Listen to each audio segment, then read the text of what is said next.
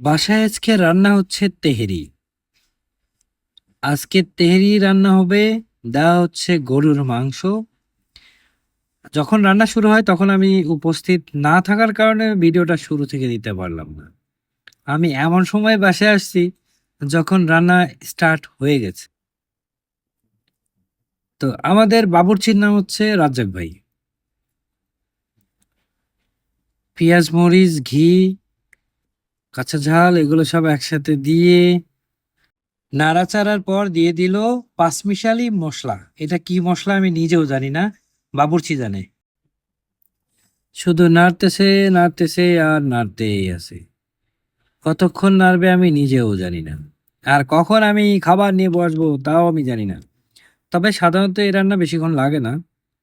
পেঁয়াজ ভাজা ভাজা হয়ে গেছে মশলাটা। এবার দিয়ে দিল পোলাওয়ের চাল, চিনি গুঁড়া আর কি এটা।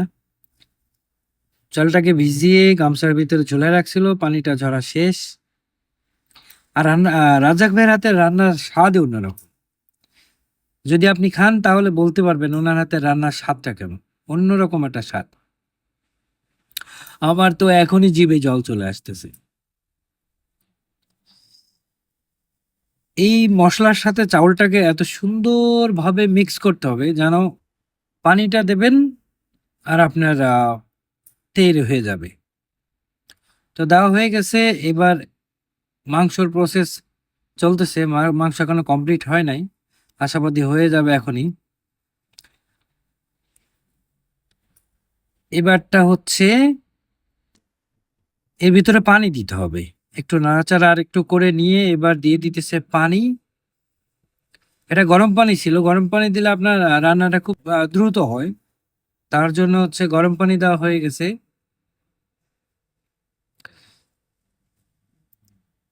হুম।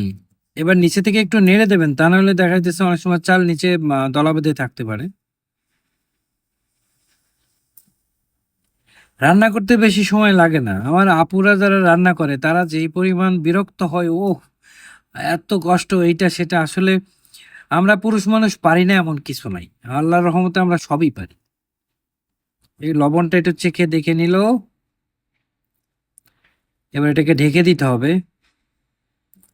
ঢেকে দেওয়ার কিছুক্ষণ পর এই যে চাউলটা কিছুটা খুলে গেছে, মানে সেদ্ধ হওয়ার মুখে, তখন মাংসটা দিয়ে এবার ঢেকে দিতে হবে।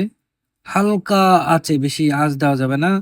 ঢাকনাটা ভালোভাবে বন্ধ করে দিতে হবে। এই যে বেশিক্ষণ লাগেনি, 10 থেকে 15 মিনিট পর এবার মাংসটা ভালোভাবে এর সাথে মিক্স করে দেবো। That's it.